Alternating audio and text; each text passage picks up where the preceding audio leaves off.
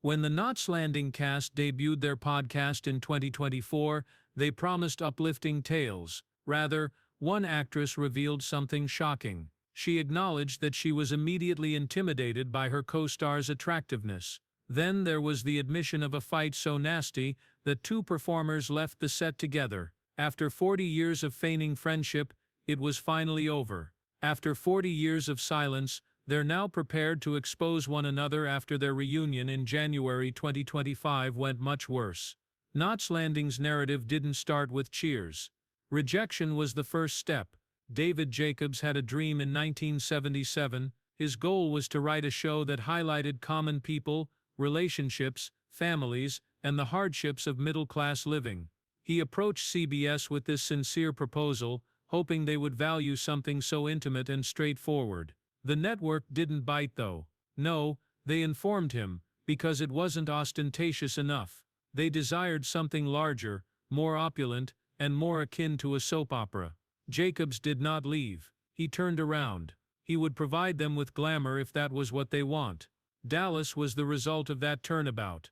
Packed with riches, oil, power battles, and brutal family drama, it debuted in 1978. It was all that CBS had requested, and its popularity skyrocketed. Jacobs, however, had remembered the calm show about actual people. He has the long term in mind. He had a strategy. As he was constructing Dallas, Jacobs sowed a seed. He presented Vilene Ewing and Gary. These two characters were not suited to the high-stakes Texas way of life. Gary, the middle Ewing son, was an alcoholic in recovery who was never good enough to compete with his siblings. His ex-wife, Vilene, was gentle, uncomplicated, and overpowered by the power struggles in her life. They stood out like outcasts on Dallas. Jacobs, however, had another idea. These two were never merely supporting roles, they represented the future. Jacobs was orchestrating a covert revolution behind the scenes. The 1957 movie No Down Payment, which told the tale of suburban couples and the hardships behind their tidy exteriors, served as his inspiration. He also examined passages from Ingmar Bergman's 1973 miniseries, A Marriage, which is renowned for its intensely emotional narrative. As Bergman had demonstrated, Jacobs did not want a single couple. He desired four distinct marriages, four families, all real and related. Then the time arrived when everything was different. Although Dallas was only intended to consist of 5 episodes, its popularity skyrocketed. Suddenly, CBS recognized the possibilities of global expansion.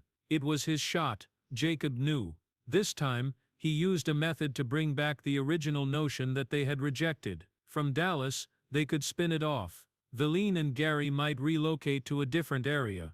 From oil empires to suburbia secrets, the plot may change. Yes, CBS said. Since it was now linked to their greatest achievement, the concept they had previously rejected now appeared to be a shining gem. Years later, Jacobs recalled the irony. "Well, that's pretty good," he responded. But and then, he produced the Knots Landing pitch that they had previously rejected. "Is there any way we can make this a spin-off?" one executive even questioned. The response was in the affirmative. Knots Landing sprang out of nowhere, not by quick success, but with perseverance, patience, and a little bit of timing magic. The makers of Knots Landing weren't searching for glitzy celebrities when they started casting. They required individuals who felt and looked like regular Americans, addressing common issues in unique ways. Dallas, with its oil barons and opulent ranches, was not this. Middle-class families were supposed to line this street. The casting team was overseen by Barbara Miller, who made it apparent right away that realism was more important than glamour. In the end, Ted Shackelford played Gary Ewing. However, he wasn't the first Gary. David Aykroyd was the first to perform that role on Dallas. Aykroyd wasn't accessible when it came time to spin out Knots Landing. Shackelford stepped in because he had other projects lined up, but his casting didn't go as planned behind the scenes. Shackelford and Joan Van Ark, who portrayed Vilene, had recently collaborated on Wonder Woman. She had no desire to repeat it. Years later, she admitted, "Oh my God, no, we're way too much alike in a podcast. The two would not mesh well." She informed David Jacobs, the show's creator, that directly.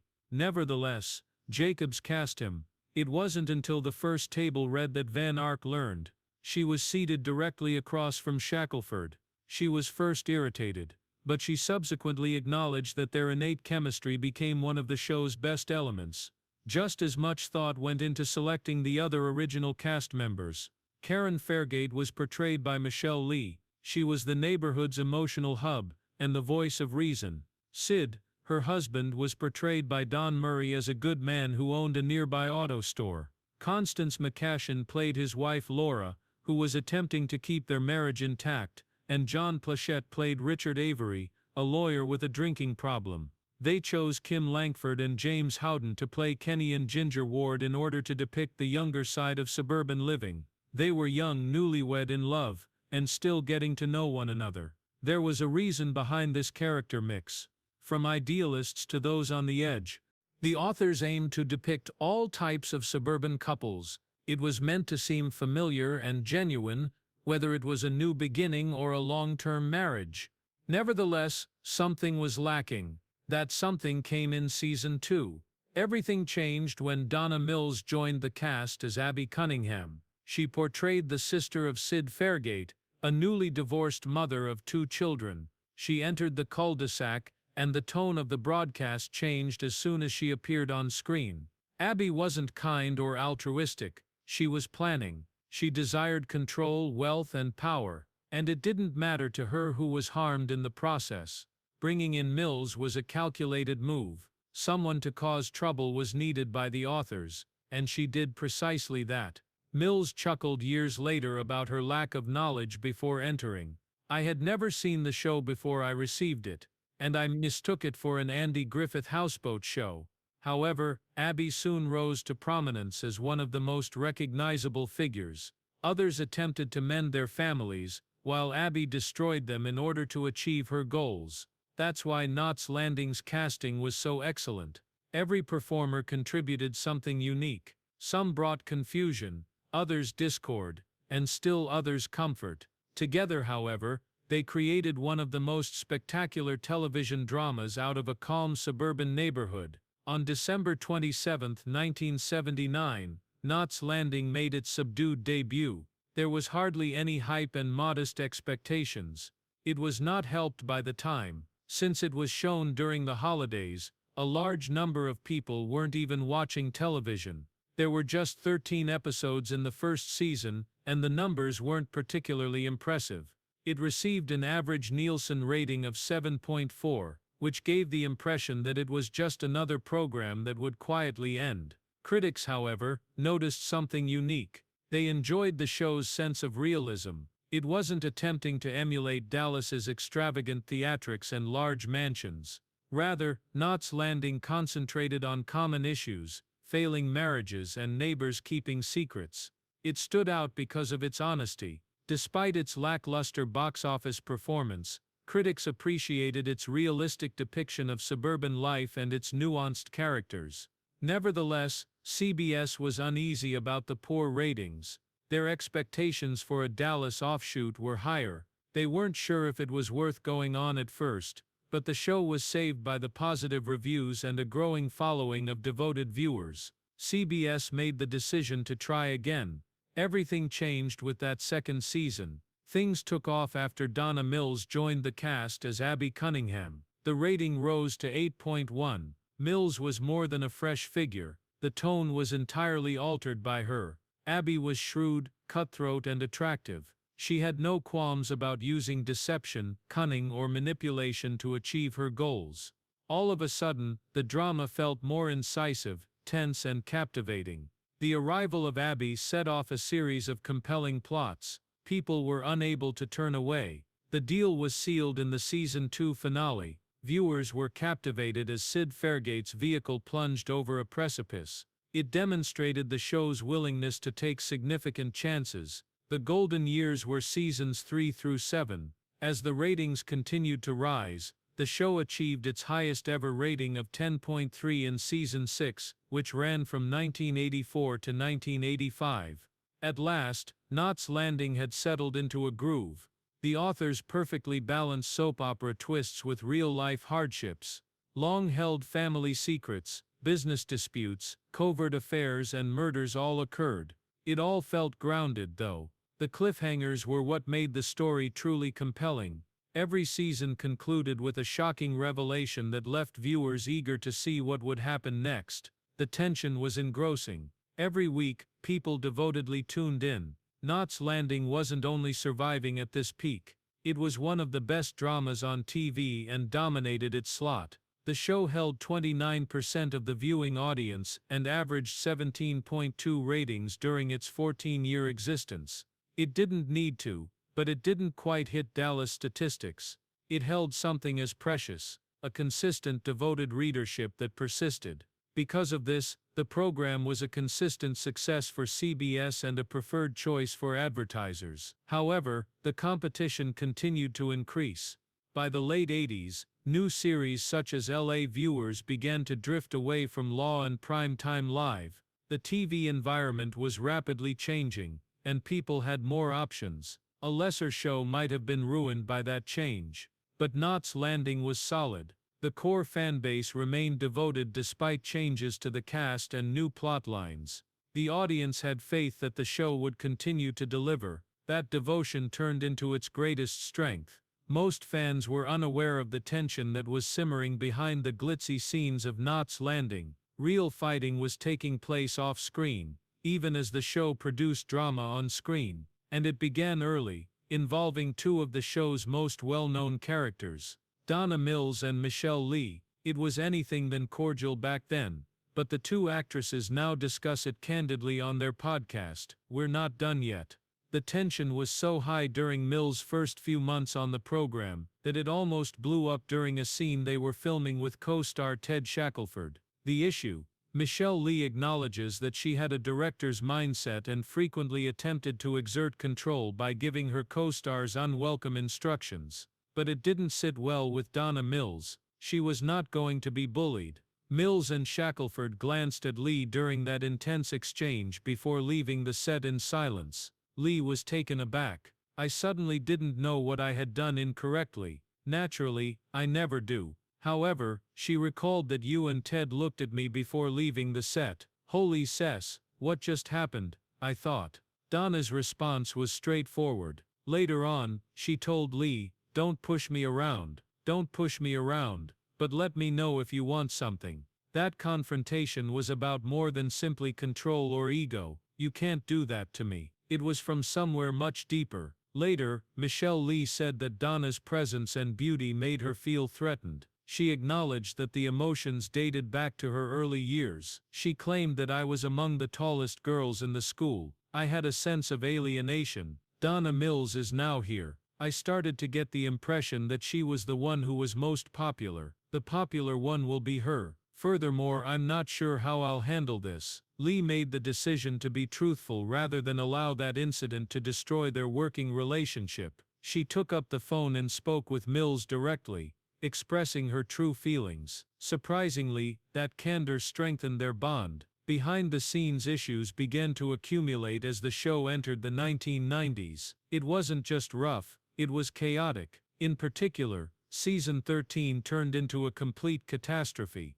When creator David Jacobs later referred to it as an aviation accident, he didn't mince words. He went on to say that there is never a single cause. It felt like everything was collapsing at once. Jacobs made a decision that was practically unheard of in television since the situation had gotten so awful. He put a stop to the entire project. 3 writers and producers were immediately let go. Storylines were entirely redone and discarded. It was a huge upheaval that demonstrated how frantic the team was to keep the show going. At the same time, it was more difficult than ever to put the cast together. Many of the actors had contracts toward the end of the series that only permitted them to make a few appearances annually. The show felt disjointed as a result. Fan favorites Kevin Dobson and William Devane would occasionally disappear for multiple episodes at a time. The cracks were considerably more obvious without them. Then there was the drama involving Joan Van Ark, a mainstay of the series who had been there from the start. However, she declared her departure in 1990. She explained that it has to do with her development as an artist. According to her, Security in Los Angeles is like sitting in a kidney-shaped pool while you wait for your residual checks. An artist shouldn't feel at ease. She was obviously after something more profound than stability. However, things took an odd turn. Van Ark changed her mind. After all the anticipation leading up to her departure, she made the decision to remain for 2 more seasons. Everything became confused as a result. Her departure had previously been planned by the producers, and now they had to reverse those arrangements.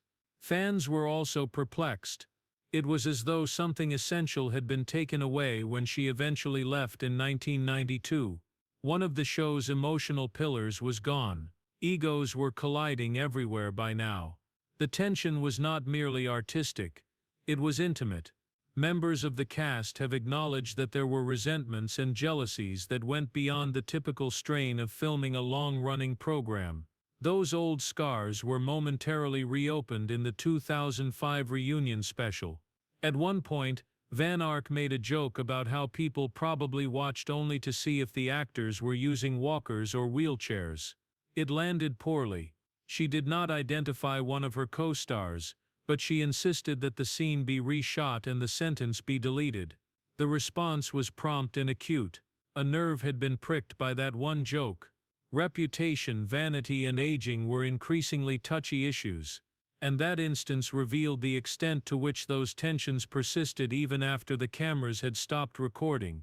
In the world of Knots Landing, appearances were just as important as lines.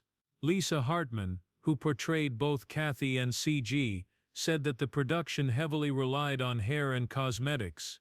It was more than a little habit. Ted Shackelford claimed that they would waste a half-day merely preparing. That beauty regimen was carried around by Joan Van Ark. Hartman once caught a glimpse of her driving through Beverly Hills while holding a mascara wand. Her buddy, a tiny hand mirror featuring the Mona Lisa on the back that the staff affectionately referred to as Mona, was always with her. Nor was it merely cosmetics. There was continual speculation regarding plastic surgery. For 6 years, Michelle Phillips was in a relationship with Steven Zacks, one of the best plastic surgeons in Los Angeles. She fully anticipated to see evidence of facelifts when she attended the 2005 reunion. However, she reported seeing no scars after looking about. Thankfully, no one on this show has had plastic surgery. Kevin Dobson even joked. At least not today. On TV, romantic situations appeared sultry. Filming them, however, was quite the opposite. It made Donna Mills giggle. Yes, that does appear incredibly seductive and hot. When you're doing it, it's not that hot and seductive. The show pushed significant boundaries for early 1980s television, despite how mild it may appear now. They were already working on themes like kidnapping, drug smuggling, rape, and murder in 1982. Plot twists were not all that these were. Even network censors were taken aback by the maturity and precision with which they were delivered. But behind the scenes, real life didn't stop. The cast endured agonizing losses over time. At the age of 63, Laura Park Lincoln, who portrayed the crafty Linda Fairgate, passed away. Her character in the show had been murdered in 1991 by her lover. However, her co-stars were deeply affected by her actual death, and the entire cast was rocked by Kevin Dobson's death in September 2020. He has almost 10 years of Mac McKenzie experience. When the cast reunited virtually a month later, it became an emotional remembrance of him. Everybody had a story. Everyone was crying. Additionally, some stories were never broadcast.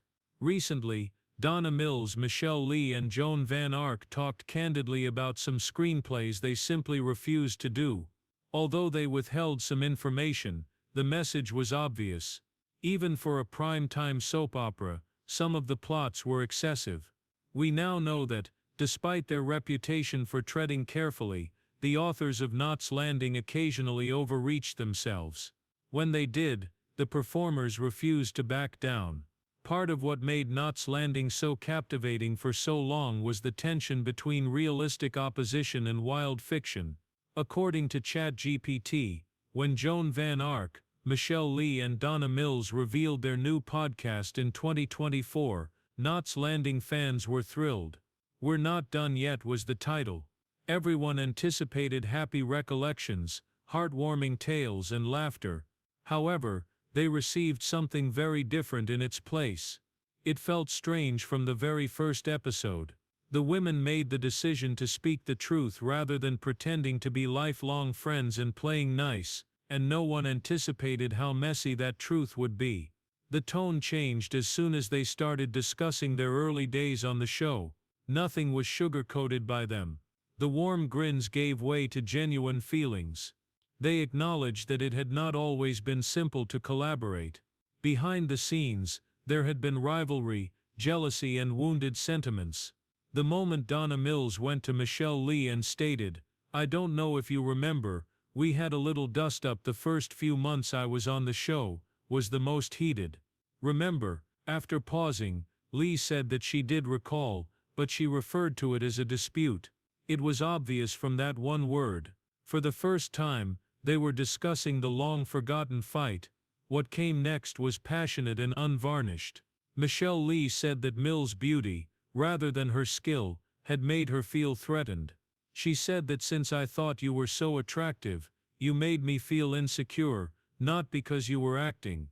Even devoted fans were taken aback by that level of candor. The moment wasn't pre-planned.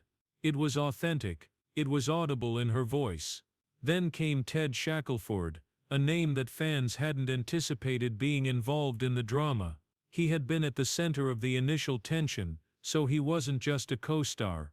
Michelle Lee had gone too far in her directing during one of the early conflicts. Ted Shackelford supported Donna Mills, who didn't like it. Together, the two of them left the set. The intensity of the tension was made clear in that moment. Because Shackelford took sides, the division felt much more pronounced. However, Shackelford's surprise wasn't the only one. Joan Van Ark made a startling admission. In the first place, she had attempted to prevent his casting. Why? She claimed that we were too similar. More questions were raised by that single sentence. How many more behind-the-scenes choices were influenced by emotions?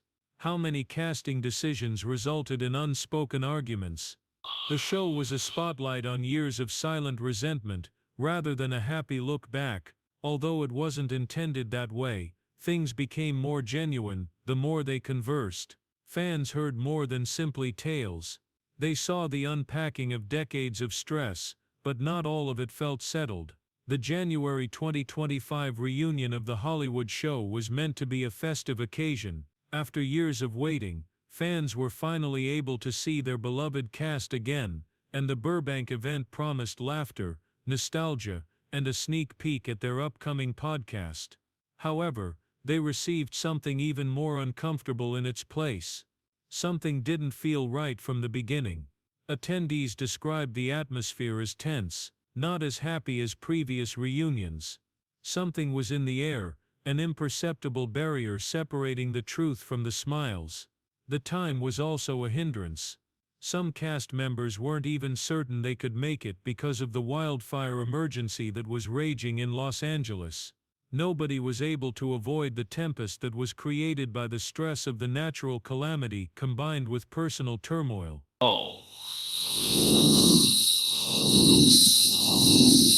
A story that had been concealed in plain sight lay beneath it all. Actresses such as Van Ark, Lee, and Mills have positive things to say about one another for years.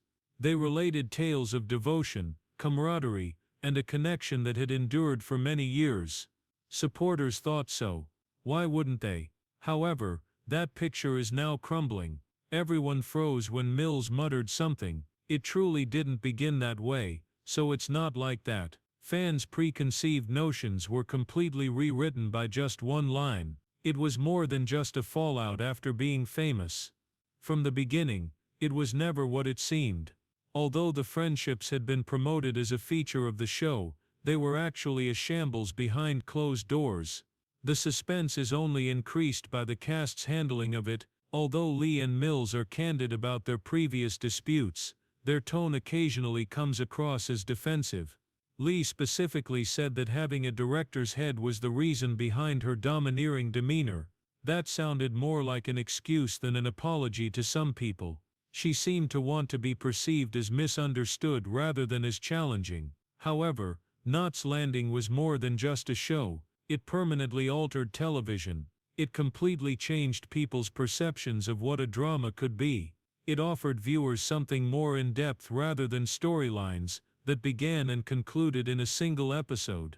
It told tales that spanned years and months. To grasp what was going on, you had to keep watching. Millions did too. The concept of following characters throughout time, witnessing their development, mistakes and transformation, became the model for contemporary drama.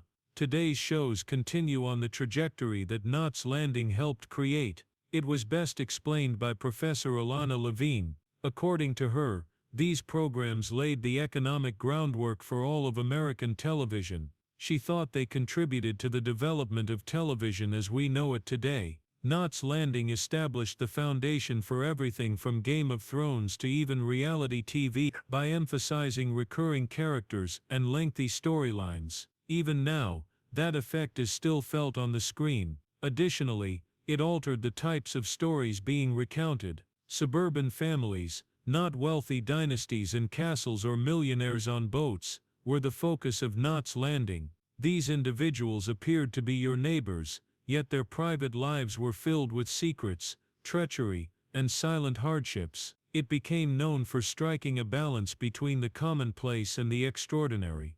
Because they identified with those characters, viewers continued to return. The 1980s were not the end of such influence. Knots Landing is responsible for Desperate Housewives, Big Small Lies, and even more recent series that combine family drama and intrigue. The show demonstrated that full seasons might be devoted to middle-class families with relatable issues. Glamour wasn't the point. Emotional truth was at issue.